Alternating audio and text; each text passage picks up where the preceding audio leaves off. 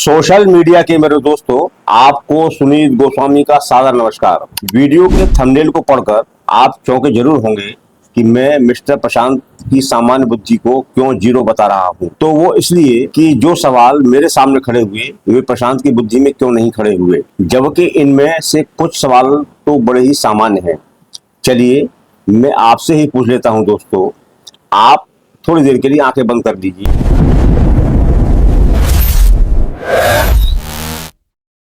आपके एक हाथ में सांप पकड़ा दिया जाए और एक हाथ में दुपट्टा, तो क्या आप नहीं पहचान लेंगे कि सांप किस हाथ में है और दुपट्टा किस हाथ में है? तुलसी जब बारिश में नदी पार कर अपनी घरवाली के घर पहुंचे तो एक लटकते हुए सांप को दुपट्टा समझकर मकान की खिड़की पर चढ़ गए। सांप की जो छुअन है उससे तुरंत मालूम पड़ जाता है कि यह सांप है। मिस्टर प्रशांत कहते हैं कि तुलसी काम की आवेग में थे तो इसलिए वो सांप को नहीं पहचान सके। तो शादी मैंने भी की है और तुलसी ने भी की थी। हाँ, मिस्टर प्रशांत ने शादी नहीं की है। तो काम का आवेग क्या होता है इसका अनुभव मिस्टर प्रशांत को कदापि नहीं होगा। काम का आवेग क्षणिक होता है, टिकाऊ नहीं होता और न ही बेवकूफियों से भरा होता है। अब हम थोड़ा पीछे लौटते हैं। तुलसी का जब जन्म हुआ तो उनके मुंह से सबसे पहले राम नाम निकला। माना जाना चाहिए कि राम के प्रति जो प्रेम था तुलसी का वह जन्मजात था। केवल 7 साल की उम्र में उन्होंने राम मंत्र की दीक्षा भी अपने गुरु नरहरि से ले ली थी। फिर 15 साल यानी कि 22 साल की उम्र तक तुलसी ने वेदांत का अध्ययन भी किया। तो जाहिर सी बात है कि वे अध्यात्म के सच्चे रास्ते पर चल चुके थे, या हम कहें चल रहे थे। फिर 29 साल की उम्र में उन्होंने शादी कर ली। अब शादी की प्रेरणा उन्हें वेदांत के गहन अध्ययन से ही मिली थी क्या, यह मेरा सवाल है। मिस्टर प्रशांत को तो यह सवाल नहीं सूझा। अब मेरे इस सवाल पर वे अगर कुछ कहना चाहते हो तो कहें। मिस्टर प्रशांत हमें बताते हैं कि तुलसी की पत्नी रत्नावली मायके में थी। उधर तुलसी अपने घर में काम से भयंकर पीड़ित होने लगे। उन्होंने भयंकर बारिश तूफान में नदी पार की और सांप को दुपट्टा समझकर मकान पर चढ़कर अपनी बीवी के पास पहुंच गए। यहाँ सवाल तो और भी है कि सांप मकान पर कहाँ लटका हुआ था? क्या खिड़की पर ही लटका हुआ था?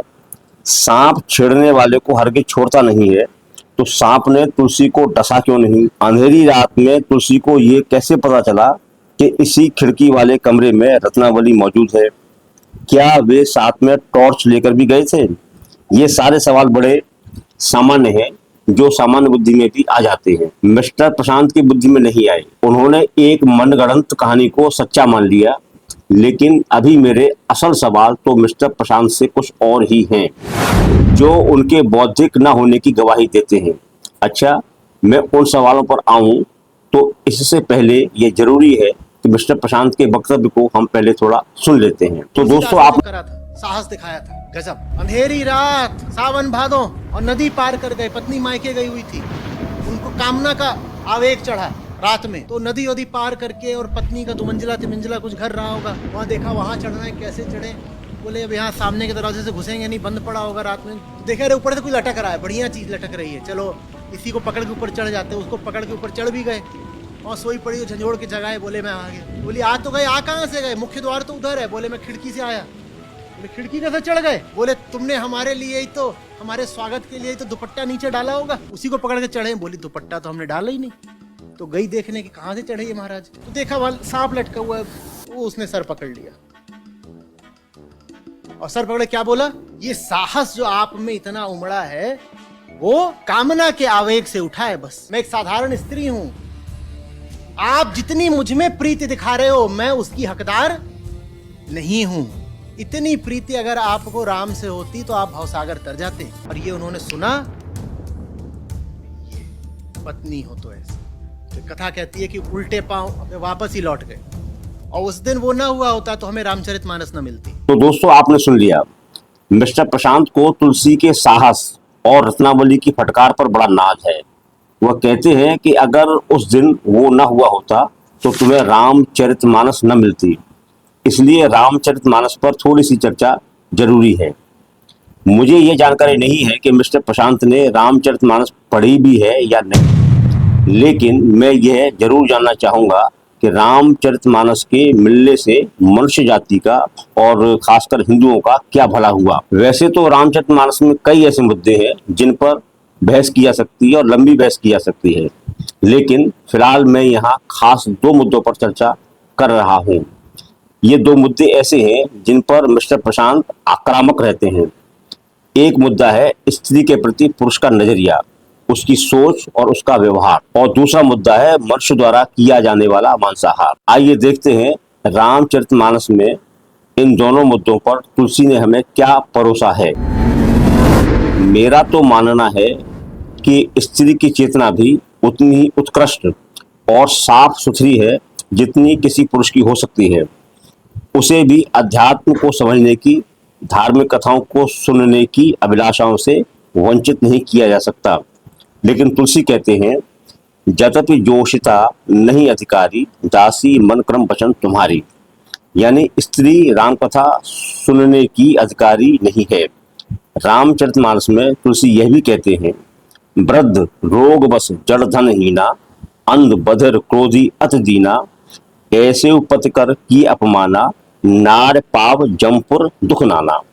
मतलब पति चाहे बूढ़ा हो, रोगी हो, गरीब हो, अंधा हो, बहरा हो, क्रोधी हो, ऐसे पति का अपमान करने वाली पत्नी नरक में तमाम दुख पाती है। स्त्री की कामुकता पर तो तुलसी ने हद ही कर दी।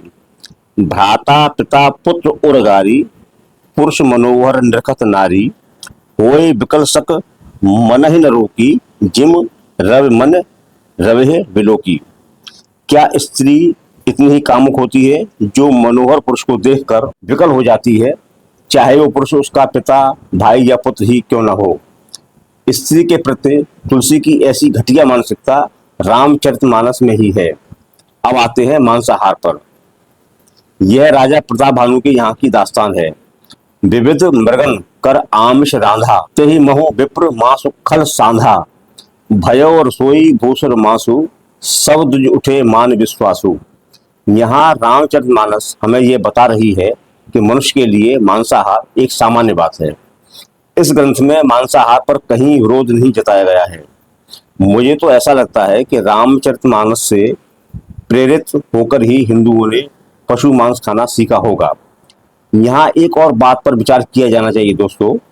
मनुष्य द्वारा मांसाहार निश्चित ही निंदनीय है। अपनी भूख शांत करने के लिए किसी जानवर की हत्या क्यों की जाए।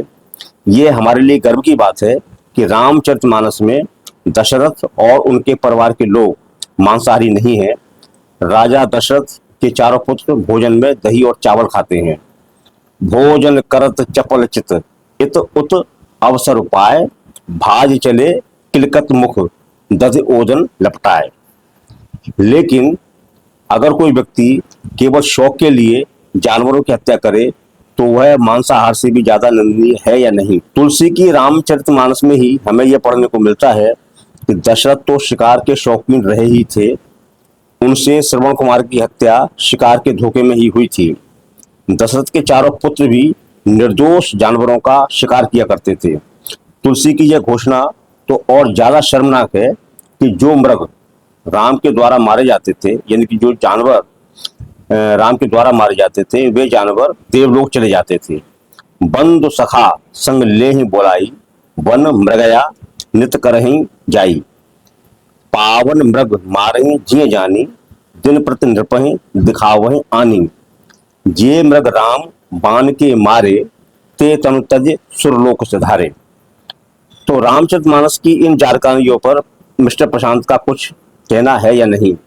मिस्टर प्रशांत को इस बात पर गर्व हो सकता है कि उन्हें तुलसी की रामचरितमानस जैसा दिव्य ग्रंथ मिला। मुझे तो रामचरितमानस में कोई दिव्यता दिखाई नहीं देती। इस चर्चा में बस इतना ही। मेरा आग्रह है कि ऐसी ही वैचारिक चर्चाओं में बने रहने के लिए आप मेरे इस चैनल को सब्सक्राइब कीजिए, घंटी का बटन दबाइए और इस वीडियो को ज़्यादा से ज़्यादा शेयर कीजिए। आपका बहुत बहुत आभारी, सुनील गोस्वामी।